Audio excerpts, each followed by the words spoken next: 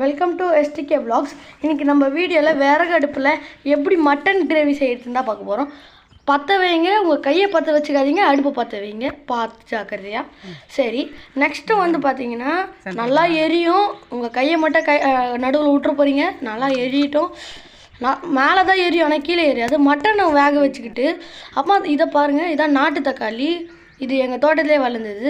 கையில் எண்ணெய் ஊற்றிக்கோங்க. எண்ணெய் ஊற்றுறது கழிச்சு கடுகு போட்டுருங்க. கடுகு போட்டு பத்திரமா போடுங்க. குட்டி பசங்களாம் பத்திரமா போட்டால் தான், இல்லை மேலே அடிச்சிடும்.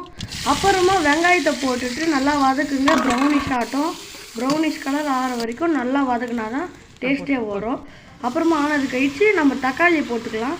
தக்காளியை போட்டுக்கின்னு திருப்பியும் நல்லா வதக்குங்க.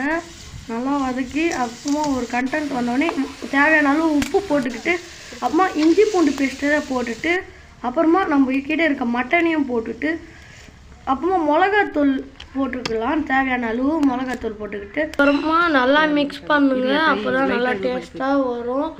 அப்புறமா தேவையான அளவுக்கு தண்ணி ஊற்றுங்க. நம்மளோட கிரேவி சூப்பராக வந்திருக்கு. உங்களுக்கு வீடியோ பிடிச்சிருந்துச்சுன்னா சப்ஸ்கிரைப் பண்ணுங்கள். பாய்.